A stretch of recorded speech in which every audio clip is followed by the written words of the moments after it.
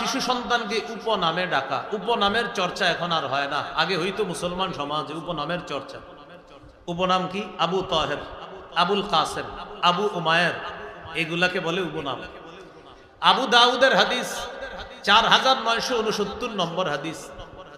হাদিসের বর্ণনাকারী আনাস ইবনে মালিক রাদিয়াল্লাহু তাআলা তিনি বলেন, রাসূলুল্লাহ সাল্লাল্লাহু আলাইহি সাল্লাম আমাদের বাসায় প্রায় সময় আসতেন।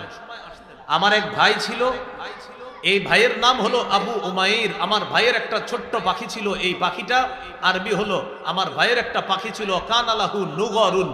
নুগরুন মানে হলো একটা পাখি ছিল। কানা ইয়ালআবু বিহি, আমার ভাই এই পাখির সাথে খেলাধুলা করত।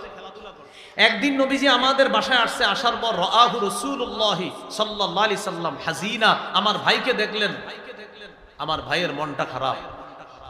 فقال رسول الله صلى الله عليه وسلم ما شأنه, রাসূলুল্লাহ সাল্লাল্লাহু আলাইহি সাল্লাম জিজ্ঞাসা করলেন, ওর কি হয়েছে, ওর মন খারাপ কেন? পরিবারের লোকেরা জবাব দিল, মাতা নুগরুহু ইয়া রাসূলুল্লাহ, হুজুর তার পাখিটা মারা গেছে। নবীজি বললেন, আচ্ছা পাখি মারা যাওয়ার কারণে মন খারাপ। এবার নবীজি তাকে খুশি করার জন্য বললেন, ইয়া আবা উমাইর মা ফাআলান নুগাইর। মিল আছে দেখেন, ইয়া আবা উমাইর মা ফাআলান নুগাইর। ছন্দের মতো মিলায়া দুটি বাক্য বললেন। এই বাক্যের অনুবাদ হলো, ও আবু উমাইর, কি হলো ছোট্ট পাখিটির? ছোট্ট পাখিটি কি করলো, কোথায় গেল?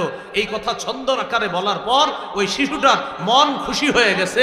এইভাবে নবী দুটি বাক্য বলার কারণে তার মনটা দুঃখ দুর্দশা অবস্থা থেকে একটু আনন্দ আর প্রফুল্লে ভরপুর হয়ে উঠল। এইভাবে উপনামে শিশুদেরকে ডাকা, এটাও একটা সুন্নাহ, যদি আমাদের মাঝে এখন চর্চা হয় না। বাকি মাদ্রাসায় কিতাব যেদিন পড়ায় সব হুজুররা, ওই দিন এটা চর্চা হয়। কিতাবের লেখকের নাম এটা, তার কুনিয়ত এটা, তার লকব এটা। কুনিয়ত মানে উপনাম, লকব মানে উপাধি। এখনো চর্চা হয় আমাদের। এই হলো 7 নাম্বার।